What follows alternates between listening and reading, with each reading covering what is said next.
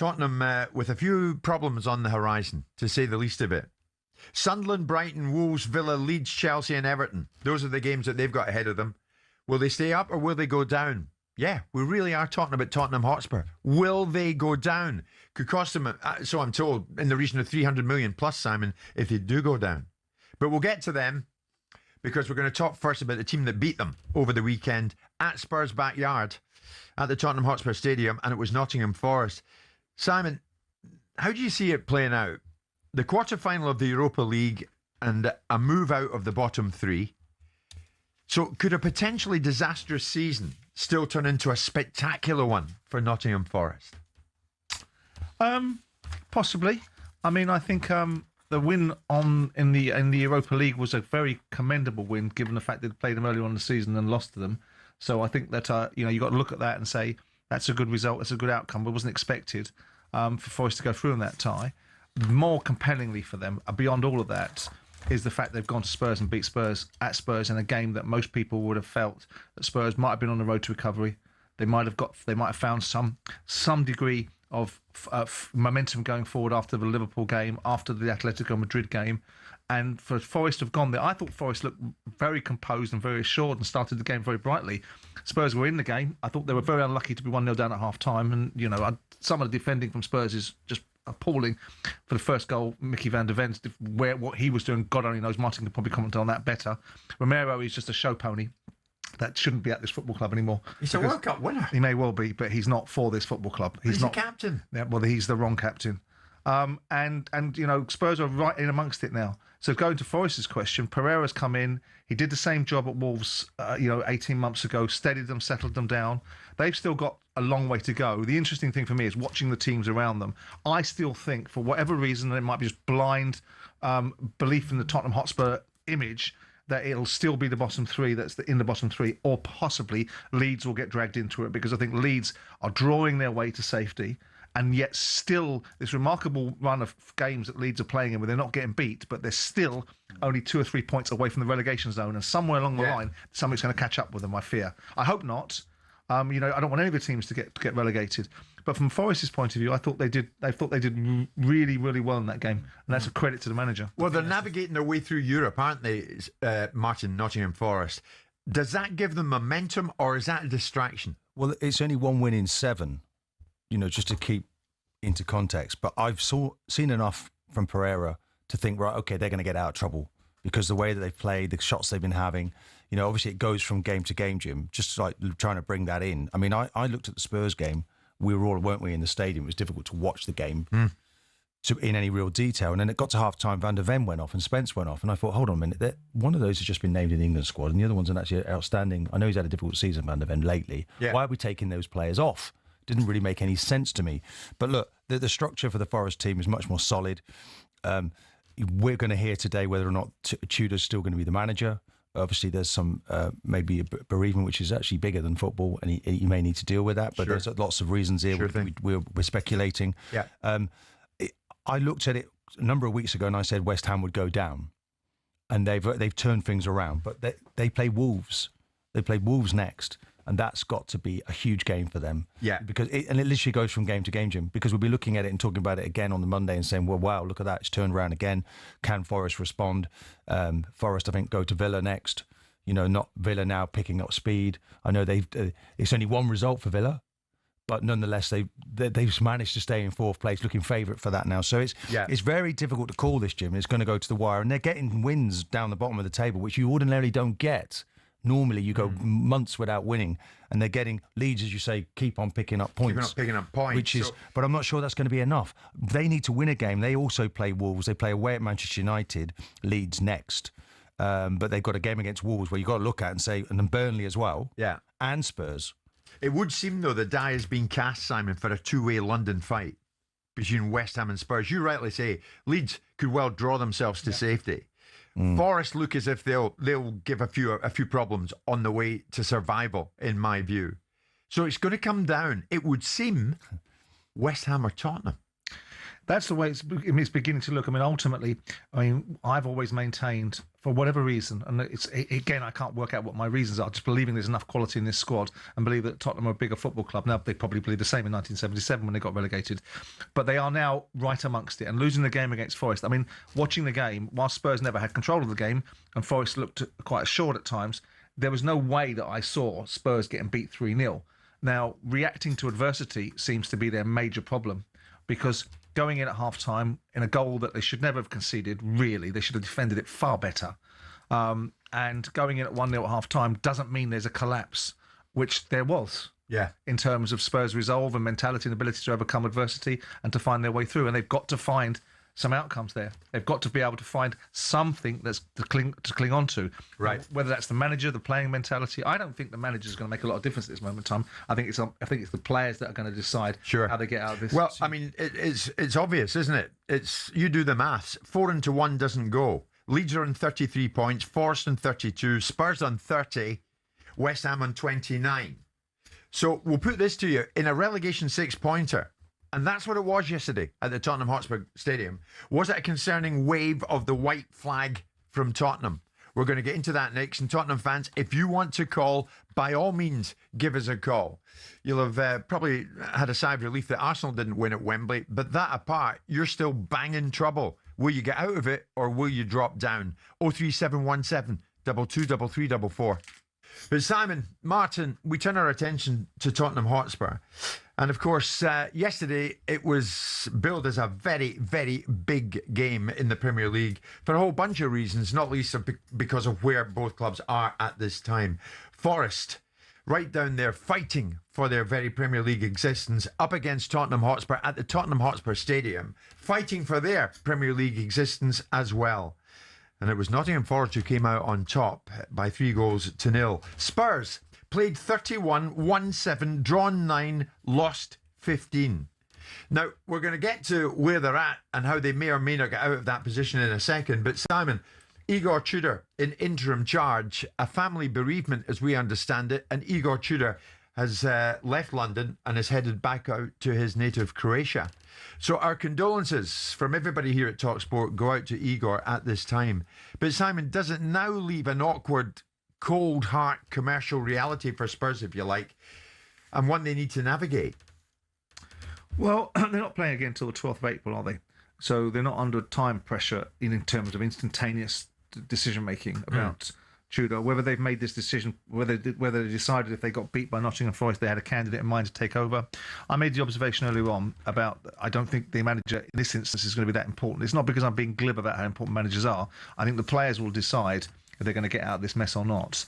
Yes, they could take some inspiration. Yes, they could take some guidance.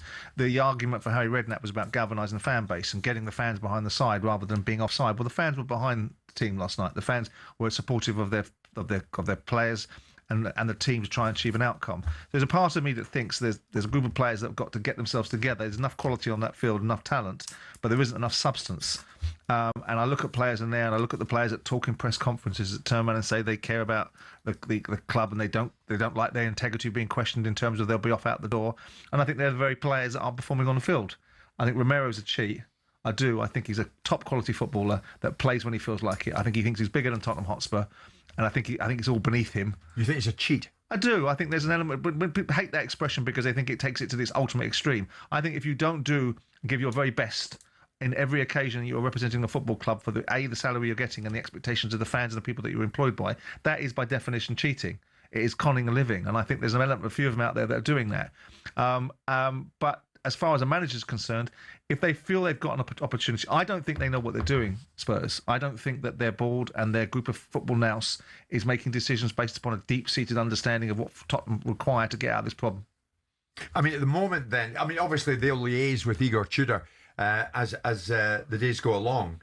But you don't think at this time they should be even contemplating rolling the dice again? Depends who they're going to roll it with. I mean, listen. I mean, look. Was he responsible for a very commendable victory against Atletico Madrid and a decent performance against Liverpool? Do you look at Tottenham yesterday and think that there was nothing about that team the moment adversity comes, that team wilts. And it will continue to be that way, whoever they put in place, until they decide themselves on the field that they're going to do something a little bit better. Do you agree with Simon, Martin? The moment we're going to go to the calls in a moment. Jason, I'm coming your way. Don't But agree, the no. moment they face adversity, the team wilts. Well, look, you can't argue with the results and the way that they're playing. But like, if you look at, so Daniel Levy was allowed to leave the football club. Well, he's fine. Sacked. Well, he was sacked. He was allowed to leave. He got rid of. Personally, I think that's looking quite poor now. He should have probably just done it at the end of the season. Thomas Frank was left. Thomas Frank was left isolated. Thomas Frank should have been allowed to stay in position to the end of the season. Then it should be reflected upon, and then okay, if it's not the right move, we'll change it. This guy's come in. It looks completely out of his depth. I think it's 1 point, Jim. 1 point in 15 matches. Yeah, that's just 15 points. Yeah. 1 point out of 15 matches, 15 points available. 4 losses in the last 5 games. I just see nothing in their performances that indicates to me that he's the man for the job. Now, it's a difficult moment for them. I believe there's a bereavement in the family, close family. But I expect him now to be changed by somebody else. That there'll be a new guy coming in here. Now, who you think they'll make a change now? I think they will. I think they have to. It tells me at half time the changes that he was making, unless they were enforced. I wasn't watching the game in great detail, a bit like Simon with the Carling Cup. But they've made those changes. Cup detail, in the League Cup. But they've made those changes for a reason. Now, I for me, they're sort of players I want in the team. One's both international players. So that for me, there has to be majorly handicapped to take them off. He's not the man for the job. They need to make that change. Who on earth is going to do it? I don't know at this stage. Well, as we understand it, it's a personal bereavement, a family bereavement, and our condolences go out to Igor Tudor, as I emphasise at this time. But is it the wish of the Tottenham Hotspur fans at this stage that the hierarchy should seize the moment and make a change and say to Igor, thank you for what you've done, but we're bringing X or Y in? Jason's a big Tottenham fan. Jason, you've been waiting. Good afternoon, mate. What do you want to say? It's one of those conversations where I could start at so many different points that I'm not entirely sure where to start. But my biggest issue is that when we talk about change, the people that are going to be responsible for making the change, I do not believe are capable of making the correct decision. I think they're absolutely clueless. By virtue of the fact that they got rid of Daniel Levy, who, whatever way we want to look at it, has made something incredible at Tottenham, and they just literally got rid of him and didn't tell the fans why he's gone. I go back to when Alan Sugar used to run this club, and you had somebody there that would phone up somebody like Gary Mabbutt and say to Gary, what's the feeling in the dressing room at the moment? How are the other players feeling towards this manager? And Alan could speak to someone like Gary Mabbutt, who was a senior captain of the club, and get an understanding. I don't believe there's anybody currently at Tottenham Hotspur in that boardroom that has got that capability, that really understands football. Well, Jason, let's bring Simon back in on that, because that was your point. Jason's getting down to specifics, citing in his time Alan Sugar maybe getting in touch with Gary Mabbutt. You say the people at the top at Tottenham don't have a clue what they're doing. I don't think they do. I don't think the football knowledge, whether it's people like Jonathan Turner or whether it's Vinay himself, if you listen to some of the nonsense that they're trotting out, it is drivel, utter drivel. You talk about the financial obligations, about how they're being caught up by PSR and all that sorts of nonsense. This is about banking debts, and they've got the same challenges that Daniel had. But the issues around football now is to make decisions. I'm not in the camp. I never have wanted to be in the camp where I'd phone a senior player up to ask him what the mood in the dressing room is, because in part, they're the reasons why I'm in the cart. And so I'm really not interested too much in their opinion. I want to see what the solutions are, and I don't tend to find it in the mouths of players. I tend to find it in the mouths of managers that are going to be able to get from these players what's required of them. Now, I made changes at times and affected outcomes at very big business end of seasons. I remember doing it with 2 games to go, and we were almost relegated, and put Steve Kember in place. We won the last 2 games and stayed up with the last kick of the season. So I accept the fact that things can change. I think the challenge for Spurs is that they've got a group of players now that are in a certain mindset, and I don't think whichever voice you put in there is going to make a lot of difference.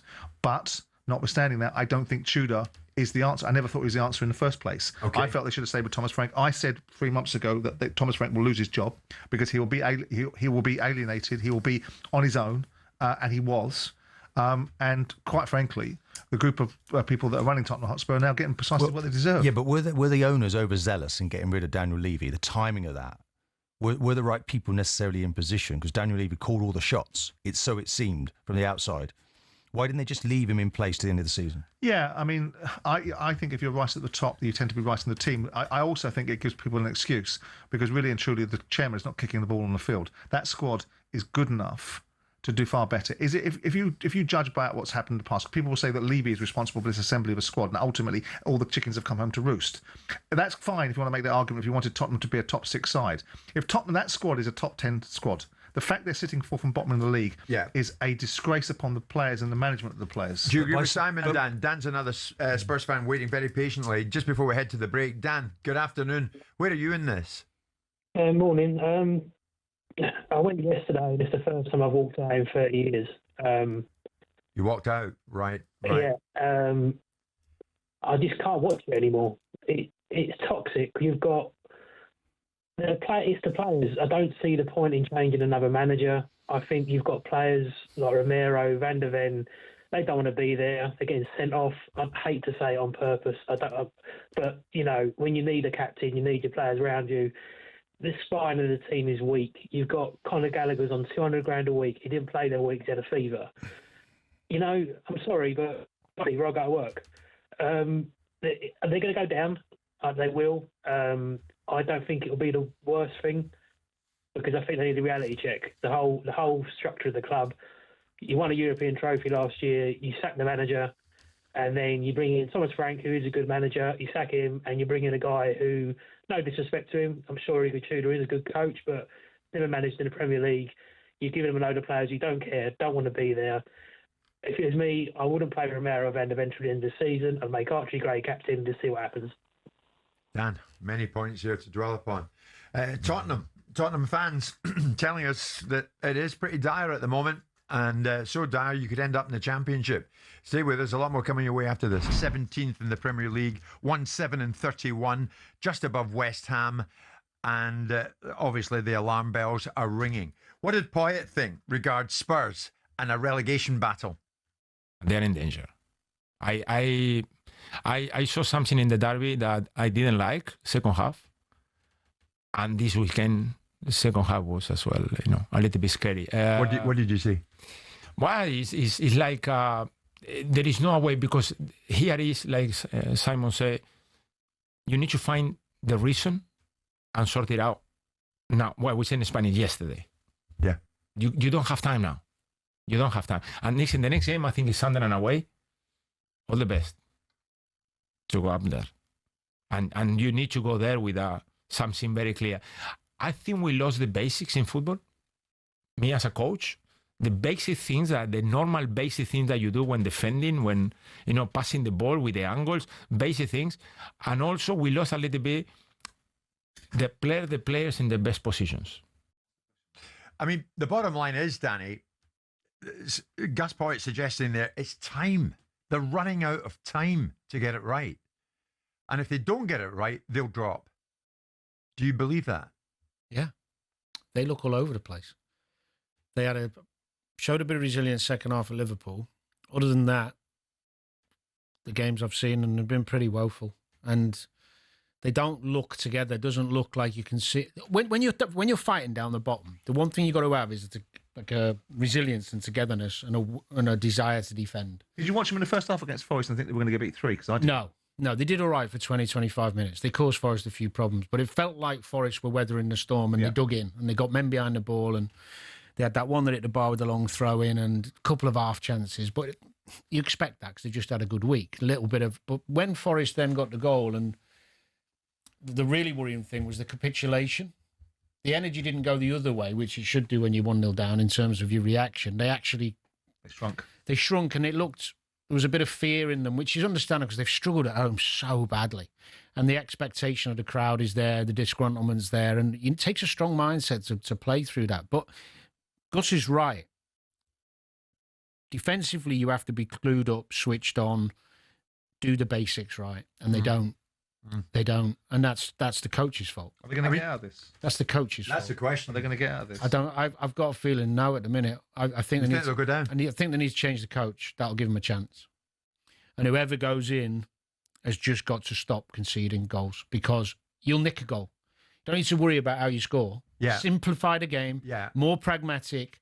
play percentages. That's how you get out of it. When I watch Forest at City and when I watch Forest second half against Tottenham, they didn't have a good shape without the ball. Really good shape. I know, you know, that's basic stuff. Yeah. West Ham now under Nuno, they've got a good shape, good platform. I know Villa beat them. Villa are a good side. You know, it's hard to go to Villa when you're playing well. Never mind when you've. That was only West Ham's second defeat in 7.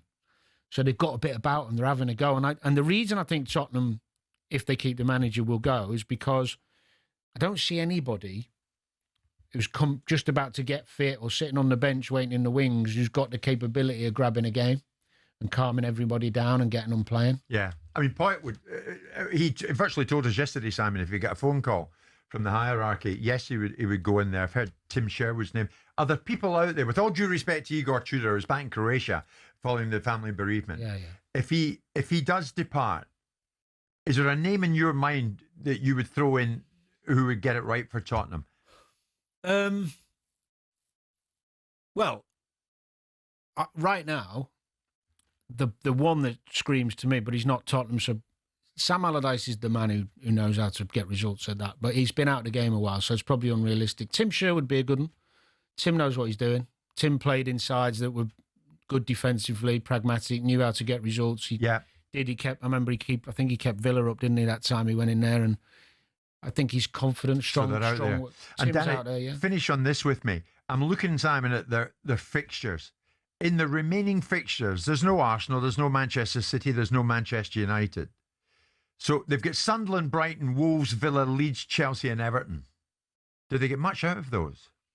Well, as I said, again, it depends if they make a change, because I think it can help get the fans on side and actually just change the narrative a little bit. But I've looked at all the teams' fixtures down there, and I think they're struggling.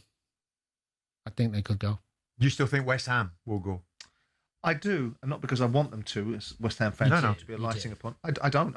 If anything, if you want a media story, you want Forest or Spurs to go down and West Ham stay up. Because if Forest go down and West Ham stay up, it's all about Marinakis and Nuno Espirito Santo. If Spurs go down, it's a huge story. Yeah. Because you've got rid of Daniel Levy, you've got this huge stadium, this massive football club. Yeah. So there's much more interest in that than West Ham going down. Sure. You know, just quickly, West Ham's next 4 games. Wolves at home. Is that the next game? Yep. West Ham's next game. Wolves can't win away. Palace away, who are struggling, not playing that well. They've got Everton at home and Brentford. Now, that's 4 games, all due respect to that opposition, that They West can do Ham will something. feel. Yeah. When you look at Tottenham's next 4. Yeah. Angry Matt, as he's become known here at talkSPORT. Matt, the Tottenham fan. And Matt, what do you know, has called in. Matt, good afternoon. Where are you at after that home defeat to Forest, mate? Well, guys, nice speaking to you. Nice to speak to you, Matt. It's not a great position to be in, to be honest. And thanks to Martin's team, the gloss, the pressure has been taken away, because you guys are too busy. You media lot are too busy battering a team that's 9 points clear, and you're looking for a downfall from that football club. Yet you look down the road and you guys can't even have the decency within yourselves to actually start pointing fingers, and all you want to do is blame manager after manager and that player and the other player, but you just can't bring it to yourselves to actually go, do you know what? It was that previous chairman, that parasite, which I'll never give him airtime to say his name because he's Simon's mate, who he can't even have the guts, because he's too busy protecting his mate, to have the guts to actually go, do you know what? Actually, it stemmed from him, because they told him, do what you please within the margins. He then does what he wants. Yeah, but Matt, here's the thing, mate. Daniel Levy wasn't playing on the pitch yesterday when you lost 3-0 to Nottingham Forest. Jim, let me explain something to you, mate. Yes. Let me explain something to you. You got talkSPORT producers, yeah? They brought in Jim White, okay? Why did they bring Jim White? Because they felt Jim White can do a job. Now, if Jim White doesn't do a good job, it's not Jim White's fault, is it? If Jim White is a poor presenter, we're not going to point the finger at Jim White. We point the finger at who put him there. And that's how it works.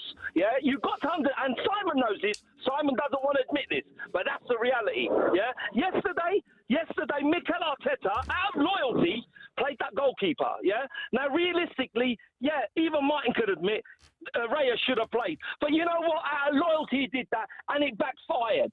And that shows you that his number 2 isn't good enough. Well, Matt, I know you're close to peaking at volcanic level, but let's just put some of those points to Simon.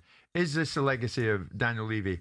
As Matt began the call with "nice to speak to you, lads," and has gone into orbit since. But what would you say? Yeah, well, I mean, he appointed Thomas Frank, so Thomas Frank wasn't doing the greatest of jobs. I mean, it's not a grown-up conversation, is it? Matt just wants to shout and scream and tell everyone what he thinks. The fact of the matter is that there are lots of nuances and context. If Tottenham Hotspur are being judged, this squad of players and this management team were good enough to achieve a top 10 finish for Tottenham Hotspur. They're not good enough to be in the top 6. And that can be a frustration. And I understand that to Tottenham fans because they look at it and say, well, actually, we were a big club. We want to be in the top 6. I've never made the argument or defended Daniel Levy relentlessly against the argument that Tottenham could do better. That's just a misquote because someone wants to rant and rave about their own view. The fact is they shouldn't be a bottom 4 side.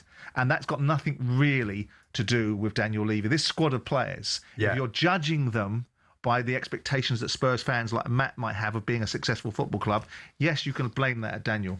If you're saying that squad of players is a bottom 4 relegation side, then that's something else other than the chairman. That's to do with the players and that's to do with the manager. That's fair, Matt, isn't it? Just before you leave us. Listen, the reality is we was in the top 4, Simon. Yeah, this is to Simon. We was in the top 4 with Conte. Conte come out and told everybody that everybody decided to take the mickey out of him, but he told the truth. Now, the reality is you're telling me that we should be a top 10 side with this squad. Well, let me tell you, Simon, the league table doesn't lie, my friend. We finished 17th last year for a reason. And this year, we're in the same position. Now, don't tell me we're a top 10 side. We was a top 4, top 3, top 2 side with Poch and Antonio Conte. Your mate run us down, yeah? Now these owners are even worse. And I've spoken to someone, and I'm not going to give his name. I had an in-depth conversation with an ex-player yesterday. Did he get a word in? Outside the stadium, right? And the guy genuinely told me, don't panic. And I'm like, mate, seriously, don't panic. He goes, I'm sure we'll stay up. But his words were, we've tried speaking to the owners. Like, we tried to give our opinion. They don't want to listen. And that's not just the owners, it's Vinay as well. And I'll be honest with you, how that guy is still at my football club, how he's got there in the first place. But do you know what he said to me? He said to me, your mate, Simon, was the one that brought him into the football club. Now, yeah, he did. He brought him in as a commercial guy to be number 2, not number 1. Absolutely right. Simon, you don't do that. You don't do that. Regardless what commercial reason, we do not have that at Tottenham Hotspur. Well, Matt, in a word, mate, let's finish just with one word. You stay up, yes or no? Before that, let me go back to that one little thing. Simon turned around and said that Romero's a disgrace. Romero's a cheat. That's a disgraceful thing for you to say, Simon. That guy plays for Tottenham Hotspur, and I saw him on the field yesterday Matt, are you under the impression that I'm deaf? No. Do you know why? You push my decibels up when you turn around and call. Not really. I didn't even utter a word, and you were off at full tilt. Do you know what, Matt? I hope your team. I hope the team, when it next plays with just half of the passion that you show for your team, because we're not quite seeing that. Exactly. From your beloved Matt, we want to thank you for your call this lunchtime, slightly over 12:30 as Matt takes a brief lie down. Tottenham officially confirmed yesterday that the father of Igor Tudor had sadly passed away. Tudor was unable to carry out his post-match media duties after the game against Forest at the weekend, a game, of course, that Tottenham Hotspur lost at home by 3-0. He couldn't carry out his post-media duties because of this immediate family bereavement, and it turns out it was his dad. Tottenham made a statement. Everyone at Tottenham Hotspur is deeply saddened to hear of the passing of Igor Tudor's father, Mario. Our thoughts and condolences go out to Igor and his family during this incredibly difficult time. So I think Igor, Simon, is back in his native Croatia at this time. As an owner, Simon, and you were one, of course, mate, how do you begin to approach a manager dealing with personal loss alongside the immediacy of your club's situation? And everybody knows what a difficult situation Tottenham are in right now. In all honesty, you have to separate the two. I mean, depends upon your relationship with the manager. If you've had a long relationship with the manager and you're very involved in different aspects of his character, life, and experiences, then you have a different relationship with him. This is a very new relationship, so it doesn't mean you don't have to be empathetic or unempathetic. You have to be mindful of the circumstances, but your relationship with Tudor is a professional relationship, and if your decision was going to be that you were going to dispense with his services and whatever the consequences of that were economically, and given the fact he's going in the summer anyway, because that was the game, that was the nature of the relationship you entered into, you have to make the same decisions with all the best will in the world. I mean, he himself may not feel that he wants to manage a football team right now. He may feel, with the loss of his father, that that's the last thing he wants to do. So who knows what's in that circumstance. That's a very good point, Simon. So in terms of the future, has it now, in view of what you're saying, and I agree completely, has this now become more of a joint decision for Tudor and Spurs as opposed to the club alone? No, not really. Because if Igor Tudor decides that actually this is a welcome distraction from the tragedy that he's just experienced in his life and he wants to manage the team, and you as an owner think that actually you've seen all you need to see from him prior to the tragedy in his personal life, you're still going to have to take a view. And all people that are sitting out there going, well, that's heartless, it's nothing to do with heartless. It's to do with the reality of the world that we live in. There is no point keeping somebody in a job if you were going to take him out of that job prior to the tragedy that's in his life. It might even, without wanting to be overly harsh, it might even cement the thinking, because you've got two situations. You've got, you are teetering on the point of saying this man is not capable of doing the job that we need him to do, and that's not a reflection just of him, it's a reflection of all of us, because the playing squad, us as an ownership model, everything is not right. Yes. We need some shock and awe, and it hasn't happened with him, coupled with the fact that you may now perceive him to be distracted for obvious reasons. So I think if your decision was made post the Forest game, in terms of you got beaten this Forest game, you were going to make a change, then with the best will in the world, you can do that with a great deal of empathy to the man. You will honour your commitment to him economically, I suspect. Yeah. And say, look, we think it's for the best interest. Whilst the timing is not ideal and the circumstances are not great, it was a decision that we were going to make anyway, and you can handle that. And you handle that properly by doing it from principle to principle. I mean, if that was in my shoes, I'd be doing it by saying to the man himself, not from one of my acolytes or one of the people that was delegated to take these sort of decisions. If I'm the decision maker, I'd be the person saying to Igor Tudor, look, you have the greatest sympathy for me in the circumstances in your life, but we are going to look at the professional side of this relationship. Right. Our condolences here at talkSPORT go out to Igor at this difficult time for him. On the football front, there are other names in the frame who may or may not be ready to come in if indeed Tottenham and or Igor make the decision not to carry on. The blame game continues, though, Simon, that apart for Tottenham's situation. Jim White and Simon Jordan. Gus Poyet is in our midst. Gus, of course, who played here in England, played for Chelsea, played for Tottenham, and is with us all the way through until about 11:45, I think. Producer Luke, I'm looking and he's nodding. Gus, I hope you realise you're with us for another part after this one, but we're delighted about that. I noticed when you come in here as well, Gus, you're dressed, Mr. Jordan, as Mr. Chairman. Yeah, a little bit old-fashioned, no? But I like it. I think that's respect. Yeah. But respect there.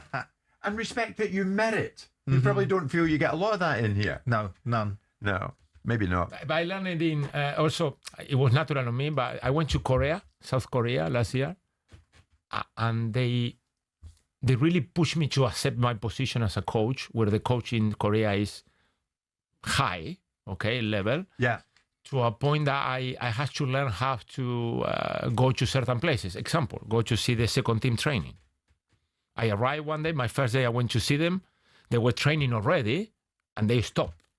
Another players, they come in front of you, and they bow, and then they continue. So after that, I said, I cannot come in the middle of the training, because they're going to stop the training. I need to come in the beginning or at the end, and so they're standing bowing. Yes. Right.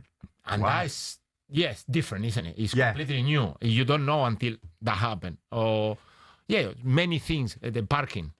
Yeah. Me, I'm from Uruguay. Normal, Of course. I needed to park in a certain place for a respect for a certain thing. And I tried to say, but listen, they say, no, you must. Wow. Because So things. I don't mind you calling him Mr. Chairman, but no bowing, Gus. No bowing, no. That'd be too much. Listen, I had that problem. Yes, it's too much. Gus, I want to talk about Chelsea and Lemur Senior in a minute, but I want to focus on Tottenham at the moment. You're in London. All the talk is, what the hell has happened? And are they going to drop down to the Championship? I mean, I don't know where to start with you. You arrived, and I remember it, you arrived as a player at Spurs in 2001, the beginning of the ENIC era, if you like. Mm-hmm. Did you feel at the time you were joining an ambitious football club with real vision? Well, Glenn Hoddle convinced me. It was very simple for me. I know that after that created a little bit of friction with the Chelsea fans, but the idea was that he came to my house, he put me everything in front, how we're going to play, where you're going to play, why at 33 years old I want you there. And I joined a team of men. Teddy Sheringham, Lev Ferdinand, Tim Sherwood, Darren Anderton, Tarico, me. We were men. We went in the tunnel and we were looking at each other and said, we are men here. Yeah. But slowly, after that, the following year, and the last one, my last one, we lost that. And we started weakening, like, losing the characters. And my last year, it was personally quite poor because I didn't play a lot and the top of the team was not good enough. But I thought it was because the lack of characters. That was my... Right. And then you look at Tottenham now, and you look at the players in that dressing room. Are they a team of men? Difficult to say. It's a different men than character. Eh? You can be young and a strong character and to be a man and be just there. I think in the last few years, and I like to make an opinion, so I'm not going to change at my age now. I think it was too easy to be a Tottenham player. What do you mean? Best training ground, probably one of the best. Yeah. Best stadium, easy.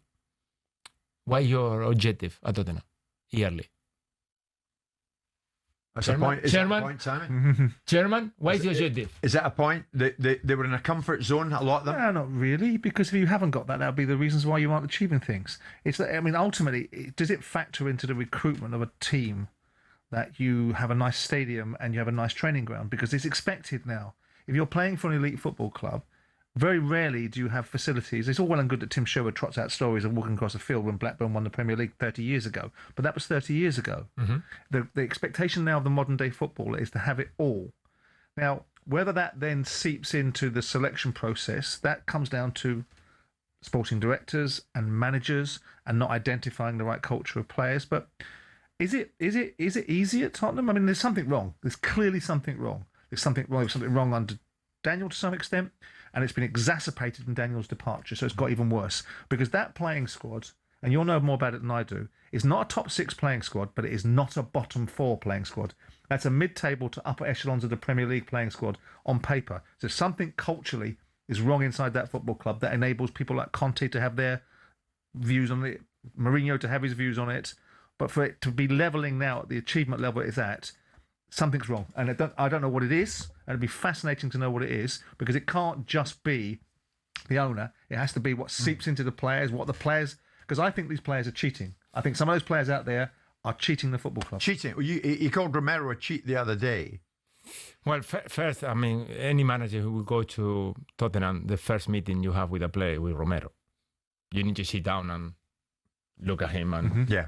There was a fellow South American. I like to talk, but I think that's a meeting that you would like him to talk. If you were having a meet with him now, Gus, he's Argentinian, you're Uruguayan, what would you say to him? Well, it's going to be easier because it's going to be in Spanish. So he can really explain himself. But I would say, come on, tell me the truth. Speak. Don't give me excuses. Yeah. True. You're a World Cup champion. Yeah. Speak. And then listening to him, I don't know what he's going to say. Then you can understand his personality as well and why he's needed. As I say, Simon called him a cheat. I don't want to put words in your mouth, but is that too strong? Or do you go in the same direction? He's strong, without any doubt. I think sometimes when you are a captain and when you are a South American and you try to be strong, sometimes you make wrong decisions very much. You try to show too much that you are strong, and that takes you to the wrong side of the game. Yeah. Also, sometimes those players, they need someone next who can guide them. Yeah. I call sometimes the squad, there are 25 kids, even if they are 30 years old, that you need to deal with. And they are all different, and they all need different respect, all the same. Yeah. But treatment, completely different. Have this lot got the strength of character needed, Gus, to stay in the Premier League? They're in danger. I saw something in the derby that I didn't like, second half. And this weekend, second half was as well, a little bit scary. What did you see? Well, it's like there is no way, because here is, like Simon said, you need to find the reason and sort it out. Now, well, we said in Spanish yesterday. Yeah. You don't have time now. You don't have time. And the next game, I think, is Sunderland away. All the best to go up there. And you need to go there with something very clear. I think we lost the basics in football. Me as a coach, the basic things, the normal basic things that you do when defending, when, passing the ball with the angles, basic things. And also we lost a little bit the players in the best positions. Because we have one of the greatest managers ever on Guardiola, that he changed football forever. Also complicate things for certain coaches. That they start thinking too much, where I can play him, I can play him. Yeah. Can I put in the middle? And sometimes you see situations where they are difficult. Now, this is not criticism to the coaches. It's a way of me understanding football. So I accept all the opinions and I understand what they're looking for. Yeah. Because it's two crises. And this is something I want you to say to Simon. It's the club and the personal coach crisis. The one that you're taking home. The one that you go home and you don't stop thinking about the team and how you're going to sort out tomorrow, okay? And that we deal with it. Yeah. Some people ask for help. Some people take it. And when you take it, like I took it in Sunderland, you lose 5 years of your life. That I told you last time when I came back in. I remember that. I remember that. But, I mean, at the moment, if Igor Tudor, with all due respect to him, and you know about his father, and the sad news there, so he's back home at the moment, is it time for a club legend to be brought in? I mean, we mentioned Tim Sherwood earlier on, and I think he's on record as saying he would like it. I'm sure he would. Yes. But is that what's needed? Do you bring back Harry Redknapp and Kevin Bond? What do you do? First, I wouldn't like any coach to get sacked, because it's the worst moment of your career when you get sacked when you don't expect it. It's terrible. Sometimes it happens. But I thought before. I think now it's a different decision. I think before Tudor, for me, was a little bit more clear about which kind of character, which kind of coach. Now it's a big caller. Because remember, beginning of the season, someone who knows the league very well, Thomas Frank. Middle of the season, somebody who doesn't know the league. He never played, never trained. So what's next? You're going to find one in the middle? Yeah. So the decisions. We made decisions as a coach, and good decisions, you're a good coach. Bad decision, you're out. It's the same for the board. And I pass it to Simon now. It's the same for the board. They need to make the right decision. What do they do? What should they do? What can you second guess? It's impossible to second guess the Tottenham hierarchy at the moment. Well, I think, without being too judgmental, I think the football intellect that's making these decisions isn't good enough. I think despite what you think of Daniel, and lots of people have different views of him, people think I defend Daniel because he's my friend. I defend him against what I think are unfair observations, not against everything. The football thought processes that are being deployed, I don't think are strong. I don't think the football knowledge is great. And I think they're making decisions based upon, right, we saw Thomas Frank, we didn't appoint him, he wasn't ours, but ultimately we accepted him, but we let him be isolated. We took out the sporting director because he wanted to leave as well, and he wasn't strong enough. So we're going to go for strong character now because these players need to liven up. And they've got a strong character in, and the response has been nothing. So where do you go? The fans are there. The fans are there. The big thing about bringing Harry Redknapp in was, Harry will bring the fans back. The fans are there. The fans are desperate. The fans did everything they could to pull the stops out of them against Nottingham Forest. Right. In the end of the day, I think, without wanting to dismiss the role of a head coach, in this particular instance, with this quality of playing squad that clearly are underperforming, the players are going to make the decision about how they play. The players are going to make the decision about whether they're going to stay in this league or not. And you might get someone on that can shepherd them along and be good for the optics of the media. But when it comes down to it, this group of players have put themselves in fourth and bottom in the league. Yeah. They put themselves 17th in the league last year and won a European competition against a dreadful Manchester United. And the players, to my mind, will be the ones that ultimately sort themselves out or don't. Gus, we're going to take a short break. It's a bit unfair of me, but I'm going to do it anyway. Can you give me in a word, do Tottenham Hotspur get relegated, yes or no? Oof, a 50-50 chance. I promise. I'm worried. Yeah. For what I see, you have a feeling when you are in the stadium. Yeah. And when I'm talking to my friends, the Spurs fans, I never seen that before. Okay. I never see it last year. Yeah. When they were great on Thursday, Yeah. winning the European competition, Yeah. and not that good on Sundays. Stefan is with us as we talk about football finance, the cost of missing out. What about the cost of relegation? I'm going to get to that in a second. Stefan, the cost of missing out on the Champions League. If I throw four at you here, Chelsea, Liverpool, Manchester United or Newcastle, missing out in Champions League, who would feel it most? Yeah, I think Newcastle would definitely feel it the most, just because the base they're coming off is that much smaller. So therefore, the proportion that's associated with Champions League football is that much bigger. And they probably did something like £55 million of UEFA money. And then on top of that, obviously had the 5 home games on top, which are or 6, probably 6 actually. When you I think they had a playoff. So that's 6 home games on top. I mean, that's obviously very significant. So you're talking about 75 million quid out of revenue of, let's say, 300 this season. It's quite a big drop next season if it's not there. Now, obviously, they may get Europa or the conference. The conference doesn't really move the dial at all. And Europa, you have to win it really to make a meaningful difference. And that then brings you a Champions League place. So I think Newcastle will feel it the most. But it will definitely be painful for the others. It will be painful for Manchester United. It doesn't look like they're going to miss out. But if they did, of course, that would be the second consecutive season. Yeah, Chelsea? Chelsea, yeah, very much so, given that if you were to compare the financials for this year versus the season next year when they weren't in the Champions League, not only would you see a drop-off of Champions League football, probably somewhere in the order of £90 million for them because they get more of the what's known as the pillar.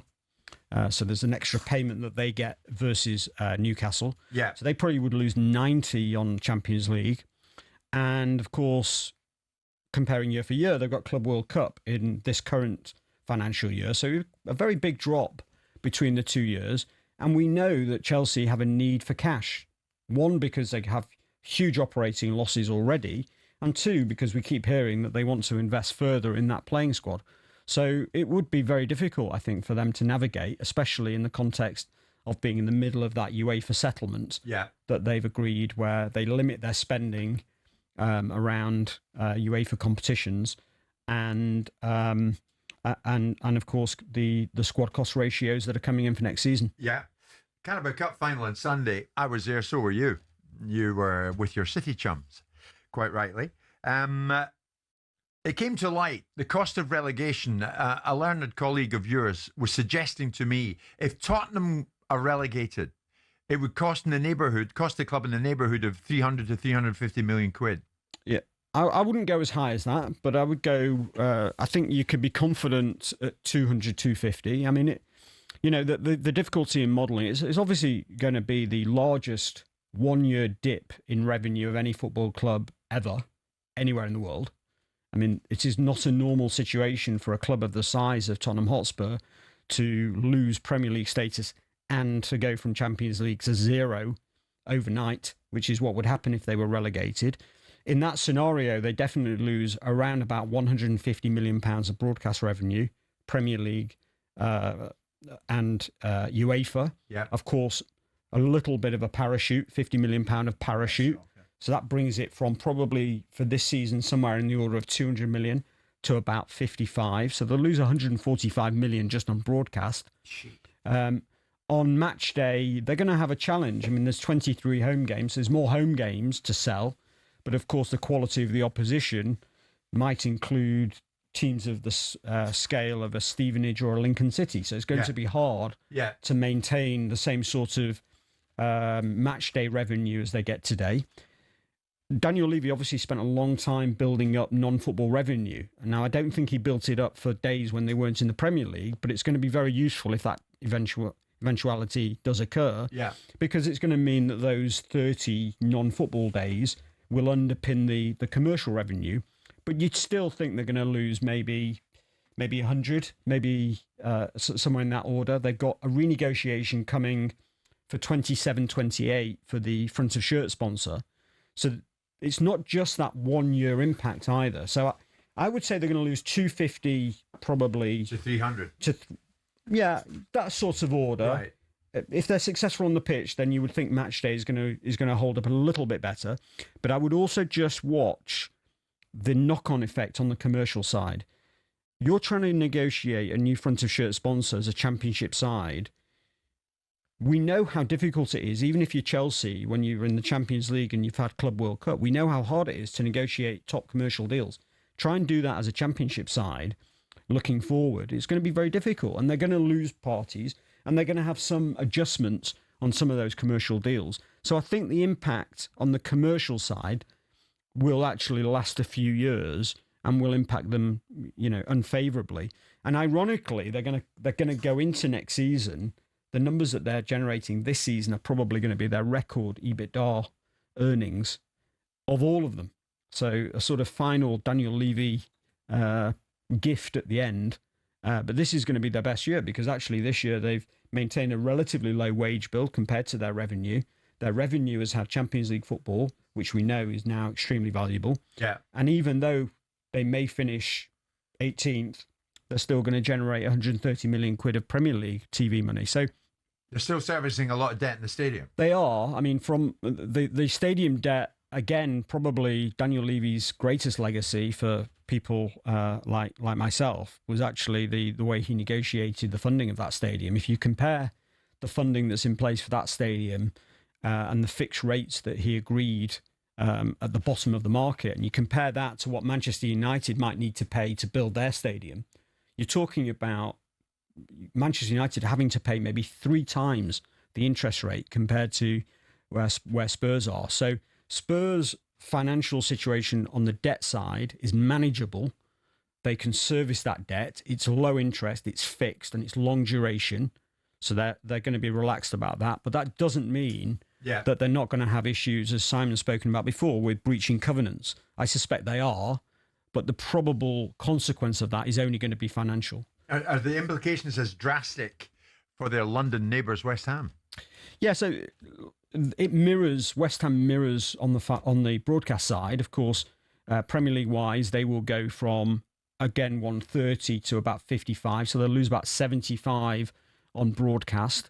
Nobody has yet tested whether the London Stadium and the 62,000 seats there can be filled in the Championship. That's a great unknown. And they talk a lot in their last set of accounts how they've got issues anyway, and they will need to sell footballers. And so this has come at a bad time for them. They're trending down anyway. A relegation would be a real problem for them. And I suspect they will have a problem filling the stadium. And therefore, you can expect an impact on match day. They're already only a third of Tottenham, or even a quarter of Tottenham's match day revenue. So you'd expect that to slip down again. Yeah. So they'll, I would expect West Ham to be losing somewhere in the order of £100 million of revenue as well, in the case that they go down. So these are very serious issues for both clubs. They're not clubs that should be getting relegated, not with their wage bills. People talk about how both clubs don't spend enough. The reality is they've both got ample budgets on the pitch to be able to ensure that they don't get relegated. I mean, it's a drastic experience for anyone, Sammy. Yeah. You enjoyed promotion when you were at Palace. Yeah. But you know what it's like to go down as well. I mean, they will, of course, then sell players and look to reduce their wage bill to negate some of that concern. They don't have a PSR issue with Tottenham, so they will be able to juggle certain things. But the ownership model will have to bridge any gap, won't they? And that's their challenge. Yeah, I mean, the wage is really important. I think for both clubs, we understand both clubs have got wage reductions in the contracts of the players. So wages will drop overnight by 50% in a lot of cases.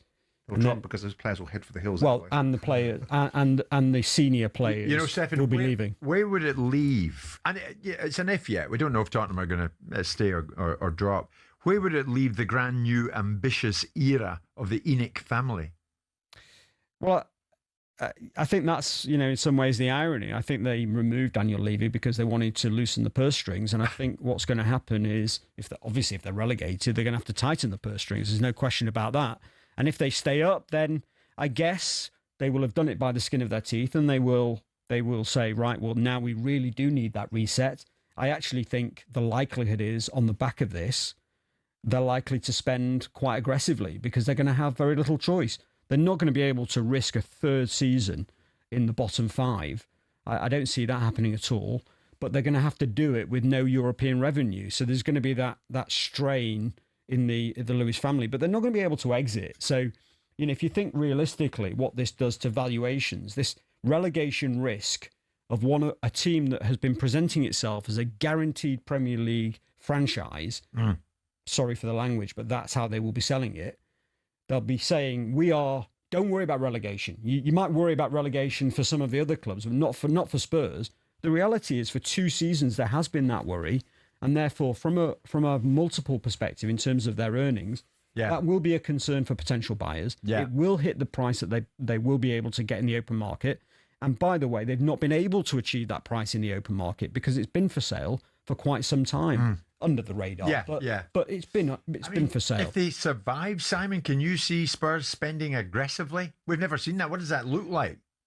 Well, they have. Come on, they spent 200 million quid in the summer, so they've not spent. Is that aggressive spending?